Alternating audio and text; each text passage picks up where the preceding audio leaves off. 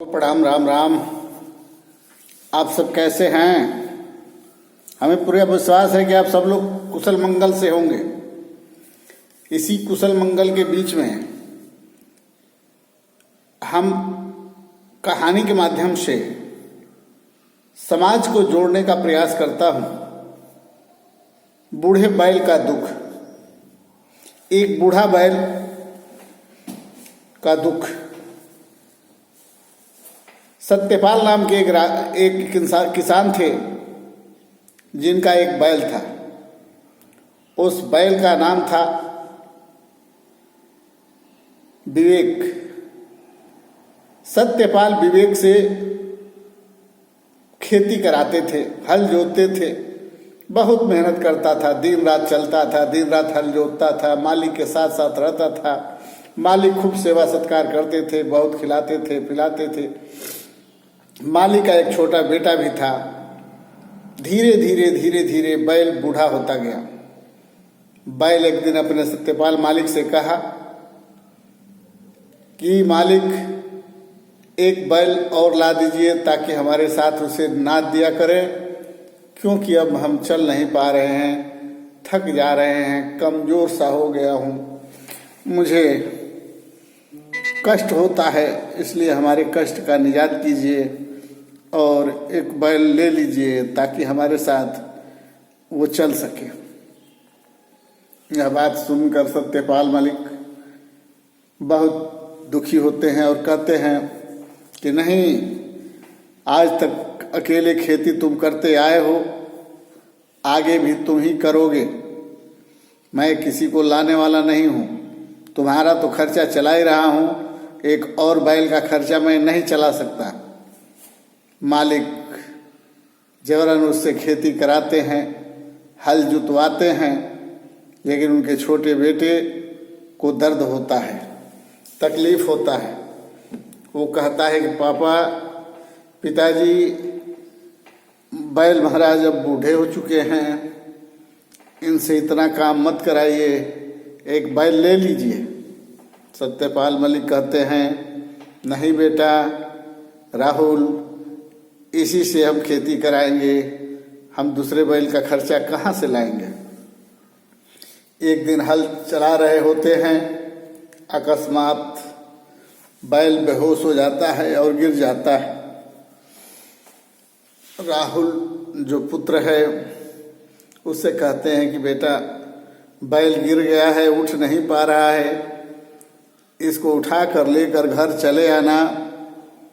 इस बात को सुनकर लड़के बैल के पास पहुंचता है, पानी वानी छिड़कता है, फिर पानी पिलाता है, बैल को घर लेके आता है। सत्यपाल मलिक बोलते हैं कि अच्छा ये बताओ, तुम तो बूढ़े हो गए हो और बिना बैल का हमारा खेती हो नहीं सकता और तुम हो गए हो बेकार, तो मैं एक ग्राहक ठीक किया हूँ, वो आएगा तुमको ले जाएगा, मैं तुम्हें बेच दिया हूँ और मैं दूसरा बैल लेने जा रहा। सत्यपाल मलिक एक जवान बैल लेकर आते हैं, उसे उस बैल की जगह पर बांधते हैं, उसके नाद में खाना खिलाते हैं, लेकिन उस बूढ़े बैल को घर से बाहर निकाल के बांध देते हैं। ठंडी का मौसम है, वो ठंडे से कांप रहा होता है, बहुत परेशान होता है और दोनों बैल आपस में बात कर रहे होते हैं। नया बैल बोलता है, भाई तुम वहाँ काहे बंधे हो।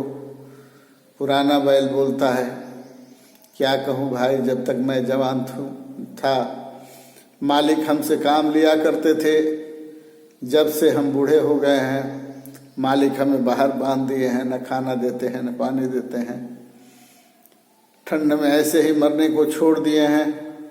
नया बैल कहता है कि क्या मेरे साथ भी ऐसा ही होगा। वह कहता है कि हम कुछ नहीं कर पाएंगे भाई, इंसान लोग ऐसे ही होते हैं, काम जब तक रहता है साथ रहते हैं, काम निकलने के बाद छोड़ देते हैं।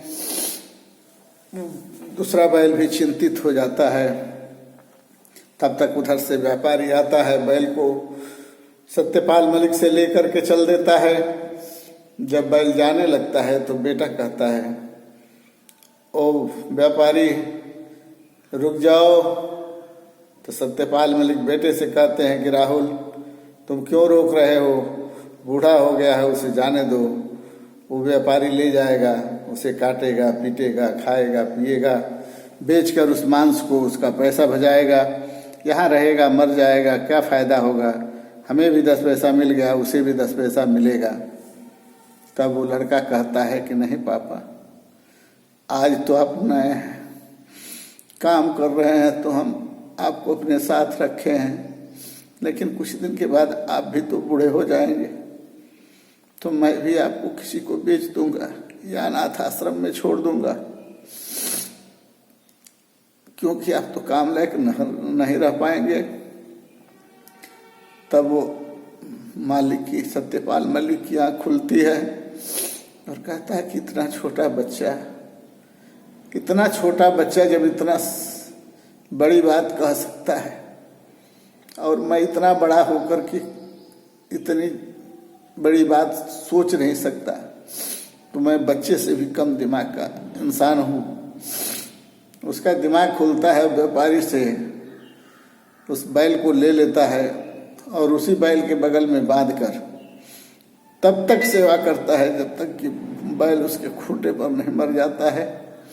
बैल उसी के खूंटे पर मरता है, फिर उसको जमीन में खोद कर दफनाने का काम करता है और इंसान की तरह उसका तिरही बरखी करके उसे मुक्ति के रास्ते पर ले जाने का प्रयास करता है।